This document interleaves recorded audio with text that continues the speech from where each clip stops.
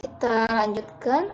Untuk evaluasi eksperimen ini tadi, mohon maaf ya, kita lanjutkan. Untuk tingkat pendidikan sudah ya tadi.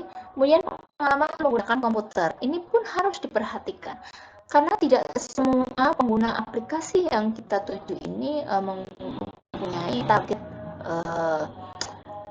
yang sama, dalam artian kalau kita ingin sistem ini dijalankan oleh orang-orang dengan pengalaman menggunakan komputer yang sudah mahir gitu ya, maka ya pada saat eksperimen, evaluasi eksperimen, maka kita juga harus memilih target atau target yang responden yang kita mintain bantuan untuk menjalankan sistem ini juga sama ya, orang dengan pengalaman menggunakan komputer yang sama dengan target yang akan kita bidik. Berikutnya ini evaluasi eksperimen. Variabelnya apa saja? Independen variabel gitu ya.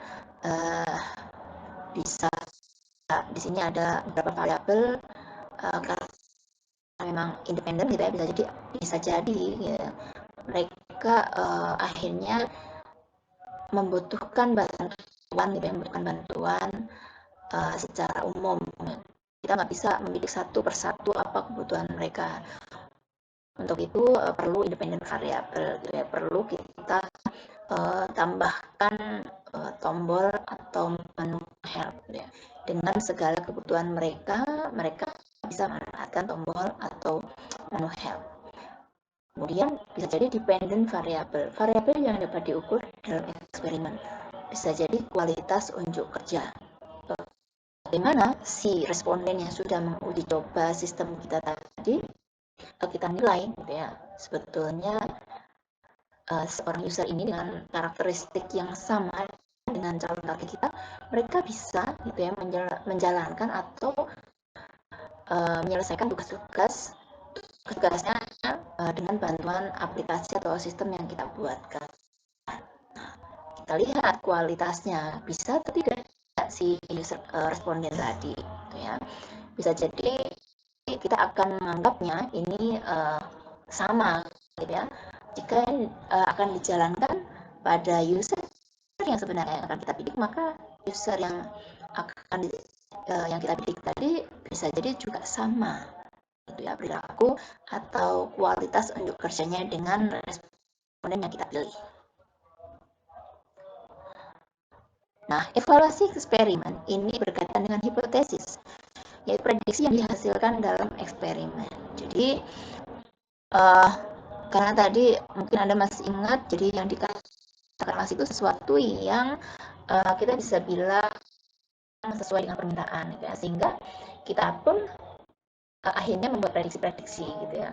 Oh, kalau dibuat tampilan seperti ini, maka apabila targetnya tadi adalah manusia manula gitu ya, manusia lanjut usia gitu ya, maka dia kayaknya bisa paham dengan apa yang kita tuangkan dalam halaman web gitu misalkan. Nah, dengan prediksi-prediksi ini akhirnya kita bisa kayak di checklist gitu ya. Oh ya, ternyata dia bisa menjalankan fase yang pertama. Oke, checklist gitu ya. Dia bisa menjalankan fase untuk print out laporan. Oh, bisa checklist gitu ya. Nah, seperti itu. Jadi ada hipotesis yang sudah dibuat terlebih dahulu sebelum evaluasi eksperimen ini dijalankan. Kalau tadi ditanya di mana atau kapan ya, kalau tadi when, kapan, ada 3 ya, formatif saat produk sudah jadi atau prototipe, kemudian summatif. Nah, sekarang pertanyaan di mana gitu ya. Tapi teman sudah bisa menebak ya, tadi sekilas saya sudah menyampaikan beberapa hal berkaitan dengan di mana evaluasi ini dijalankan. Nah, berkaitan dengan jenisnya, terdapat 2 jenis evaluasi, yaitu dilaksanakan pada kondisi lab, laboratorium, dan yang dilaksanakan di lapangan gitu ya. Oke. Di laboratorium itu kita bisa menggambarkan bahwa fasilitasnya lengkap, ya, lab bagus dilengkapi dengan fasilitas, misalkan dengan rekaman audiovisual yang baik, gitu ya. Komputer peserta juga disiapkan komputer yang sesuai dengan spesifikasi, gitu ya. Kemudian tidak ada lokasi kerja yang sebenarnya, gitu ya.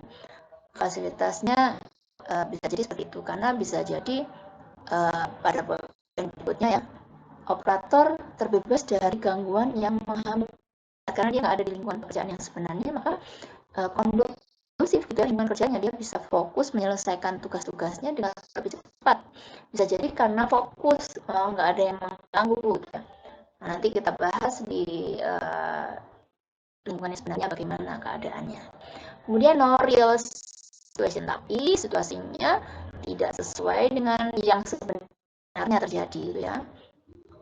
Bisa jadi sangat fokus gitu ya, bisa jadi kalau di lab ini untuk menyelesaikan tugas-tugas yang ada di sistem tersebut, misalkan saya mulai harus input data sampai dengan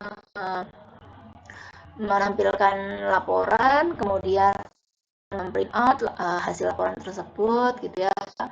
Nah, itu bisa diselesaikan dengan beberapa waktu, hasilnya bagus gitu ya. Tapi begitu dia di lingkungan sebenarnya bisa jadi tidak seperti itu karena banyak sekali gangguan. Oke. Selanjutnya, nah ini kalau lokasi yang sebenarnya benar ya, dia banyak gangguan. Baru nyoba ngentri, ada telepon masuk, oke terima telepon dulu, ini gitu ya, sudah gitu ya. Kemudian melanjutkan lagi, padahal tugasnya sama dengan yang dilihat tadi, inputkan 100 record gitu ya, tambahan transaksi. Tapi karena yang di lapangan ini tadi dia bekerja yang sebenarnya, bisa jadi banyak gangguan. Bisa jadi baru dapat 2 record atau 10 record gitu ya, dipanggil atasan dan seterusnya gitu ya. Nah itu kemudian situasi lebih terbuka, tetapi situasinya lebih terbuka gitu ya. Jadi ini beneran, kayak ini beneran, kemudian kondisinya seperti apa, kita jadi bisa menilai gitu ya, bahwa kalau nanti ini jalankan pada lingkungan sebenarnya bisa jadi butuh waktu yang lebih panjang untuk menyelesaikan tugas yang sama dibanding dengan yang lain. Berikutnya, better than lab pastinya ya. Kenapa? Ada yang bisa jawab? Iya, karena memang ini adalah the real gitu ya. Ini kondisi yang sebenarnya gitu ya. Akhirnya lebih baiknya apa? Lebih baiknya bisa memprediksi gitu ya, sampai dengan waktu, kualitas tugas yang dijalankan itu beneran ini yang terjadi seperti ini. Oke.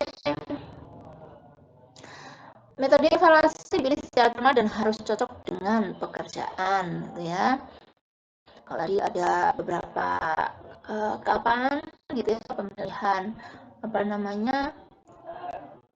pemilihan waktu, kemudian di mana pemilihan lokasi harus mengevaluasi, ini mempengaruhi.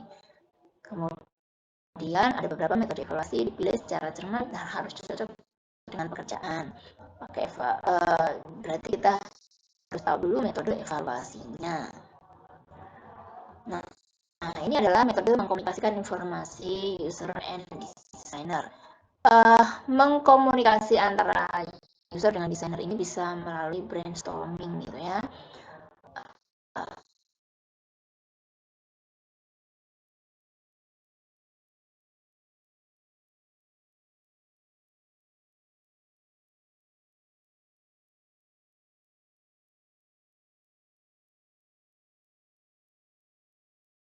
Storyboarding gitu ya. Ada gambar, kemudian ada keterangan, urutan-urutannya juga ada di situ sehingga mempermudah untuk memahamkan kepada user gitu ya, bahwa ini yang nantinya akan terjadi gitu, atau yang akan dijalankan seperti apa gitu. Kemudian melalui workshop, jadi workshop jadi ada pelatihan gitu ya,